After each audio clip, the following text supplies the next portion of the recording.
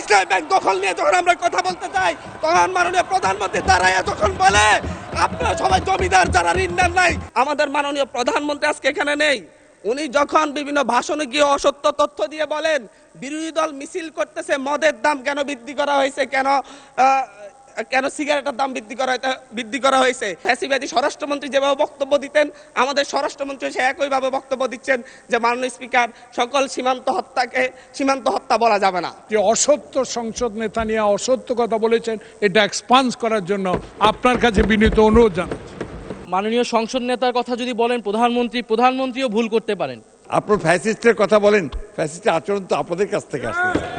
তো আমি কথা বলছি, আপনারা যখন কথা বলছেন আমরা কেউ কথা বলিনি। যে সংসদ আমরা ফ্যাসিবাদকে উৎখাত করে আমরা এই সংসদে এসেছি, সকলেই কম বেশি নির্যাতিত হয়েছে, কিন্তু আমরা দেখতে পাচ্ছি যে সীমান্ত হত্যা নিয়ে ভারতের দালালি যেভাবে আওয়ামী সরকার করত, ফ্যাসিবাদী সরকার করত, ঠিক একইভাবে আমাদের এই সংসদের বিভিন্ন মন্ত্রীরাও একই ধরনের ভারতীয় ভাষায় কথা বলে এবং ফ্যাসিবাদী স্বরাষ্ট্রমন্ত্রী যেভাবে বক্তব্য দিতেন আমাদের স্বরাষ্ট্রমন্ত্রী সে একইভাবে বক্তব্য দিচ্ছেন যে মাননীয় স্পিকার সকল সীমান্ত হত্যা বলা যাবে না।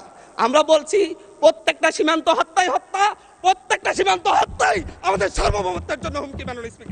মাননীয় স্পিকার বাংলাদেশে আমরা 2024-এর পরবর্তী এতদিন আমরা মব কালচারের কথা বলেছে যে হচ্ছে ডক্টর ইউনূস সরকারের সময় মব কালচার অনেক বৃদ্ধি পেয়েছে, কিন্তু আমরা দেখতে পাচ্ছি বাংলাদেশ ব্যাংকে মব সৃষ্টি করে গভর্নরকে বের করে দেওয়া হচ্ছে।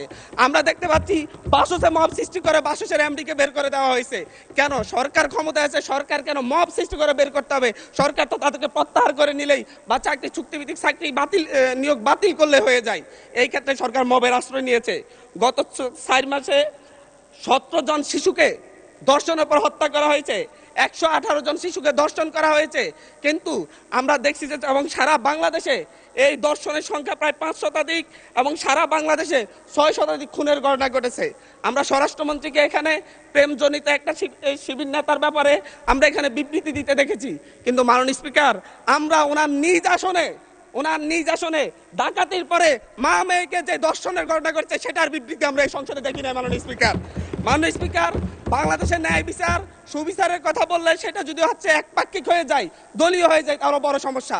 আমি এই সংসদে বলেছিলাম আমার এলাকায় অভিযোগ উঠেছে শাপলাকলিতে ভোট দেওয়ার কারণে বিএনপির লোকজন একজন নারীকে ধর্ষণ করেছে, আজ পর্যন্ত এটার কোনো সরকারি তদন্ত রিপোর্ট নাই। এই ব্যাপারে আমাদের স্বরাষ্ট্রমন্ত্রী এখানে দাঁড়িয়ে কোনো ব্যাখ্যা দিবেন কিনা মাননীয় স্পিকার আমি জানি না। মাননীয় স্পিকার আমাদের এই একটা বাজেটের ঠিক পূর্ব বাজেট ঘোষণার পর দিনই বাংলাদেশে নিত্য পণ্যের দাম বৃদ্ধি হয়ে গেছে। চালের কেজি বেড়ে গেছে 7 টাকা, আমাদের তেলের লিটারে বেড়েছে 5 টাকা, কিন্তু হচ্ছে আমরা সরকার বলছে জনগণের আস্থা ফিরে এসেছে। কিন্তু মাননীয় স্পিকার আমাকে আরো 3 মিনিট সময় বাড়িয়ে দিবেন, আমি এই কথাগুলো বলতে চাচ্ছি জনগণের হয়ে। মাননীয় সদস্য, সম্মানিত বিরোধী দলীয় চিফ হুইপ 7 মিনিট দিয়েছেন আপনাকে সময়, তারপরেও আমার ডিসক্রিপশনে আরো 1 মিনিট বাড়ানো হলো। ধন্যবাদ।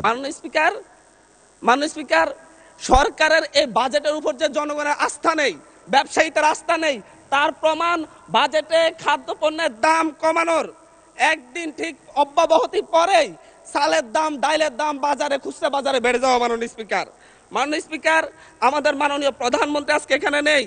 উনি যখন বিভিন্ন ভাষণে গিয়ে অসত্য তথ্য দিয়ে বলেন বিরোধী দল মিছিল করতেছে মদের দাম কেন বৃদ্ধি করা হয়েছে, কেন সিগারেটের দাম বৃদ্ধি করা হয়েছে, এরকম অসত্য তথ্য দিয়ে যখন মাননীয় প্রধানমন্ত্রী বক্তব্য দেন আমরা খুবই আশাহত হই। মাননীয় স্পিকার আমরা আশাহত হই যখন ঋণ নিয়ে কথা বলতে গিয়ে সংসদে যখন আমরা ঋণ নিয়ে কথা বলতে যাই, ব্যাংকের ঋণ নিয়ে ইসলামী ব্যাংক দখল নিয়ে যখন আমরা কথা বলতে চাই, তখন মাননীয় প্রধানমন্ত্রী দাঁড়াইয়া যখন বলে আপনারা সবাই জমিদার যারা ঋণ নেন নাই, এর মধ্য দিয়ে মূলত মাননীয় প্রধানমন্ত্রী ঋণ খেলাপিদেরকে উৎসাহিত করেন। মাননীয় স্পিকার আমরা এই ধরনের সংসদ আর চাই না।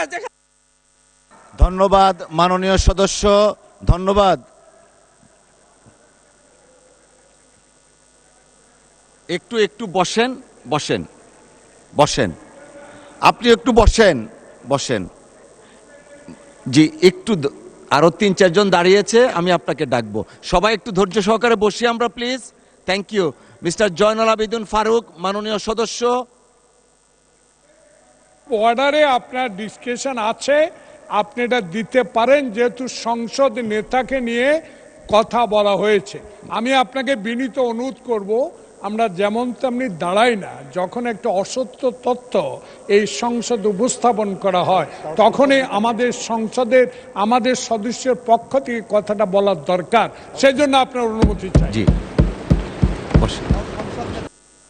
জি জয়নাল আবেদিন ফারুক সাহেব, মাননীয় স্পিকার, 2 মিনিট আপনার জন্য, 2 মিনিট। আমরা এই সংসদকে কার্যকর করার জন্য উভয় পক্ষে একটা সম্মতিতে এসেছি।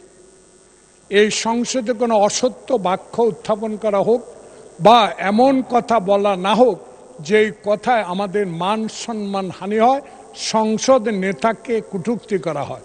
এ বিষয়ে আজকে নতুন প্রজন্মের জুলাই আন্দোলনের নেতা, উনি আমাদের নোয়াখালী অঞ্চলের মাননীয় সংসদ সদস্য, উনি একটি বক্তব্য রেখেছেন। এটাতে আমরা খুবই ক্ষুব্ধ, কারণ আমাদের নেতা উড়ে এসে নাই। শহীদ প্রেসিডেন্ট জিয়াউর রহমানের সন্তান, দেশ নেত্রী বেগম খালেদা জিয়ার সন্তান। 16 বছর ধরে যিনি এই দেশের মানুষের গণতন্ত্রের জন্য, ভোটাধিকারের জন্য সংগ্রাম করেছেন। আজকে কোনো লুটের ভোটে নয়, 10টা হুন্ডার 20টা গুন্ডার ভোটে নয়, একটা সুষ্ঠু ভোটের মাধ্যমে সংখ্যাগরিষ্ঠ অর্জন করে সরকার গঠন করেছেন। তাই আমরা আজকে যে অসত্য সংসদ নেতা নিয়ে অসত্য কথা বলেছেন, এটা এক্সপান্স করার জন্য আপনার কাছে বিনীত অনুরোধ জানাচ্ছি।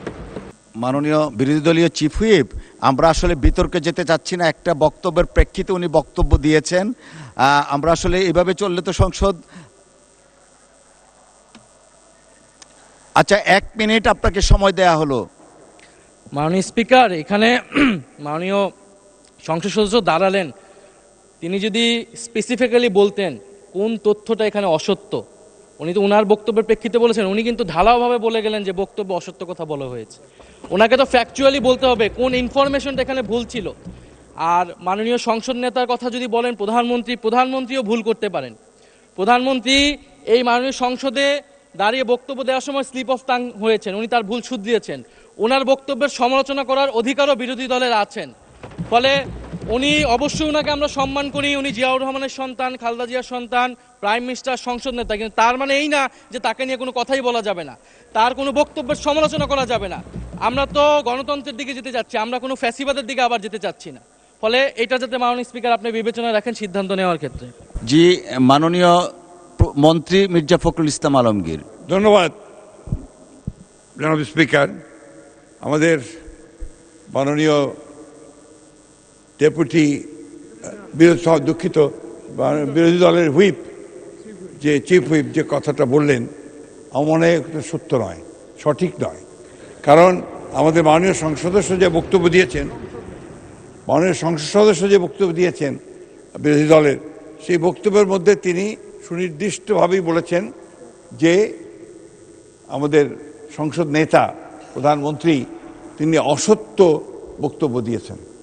এটারই আপনার আমাদের মাননীয় সংসদ সদস্য জয়নাল আবেদিন এটা আপনার পয়েন্ট আউট করেছেন। প্লিজ লেট মি সে, আমাদের বলতে দিন।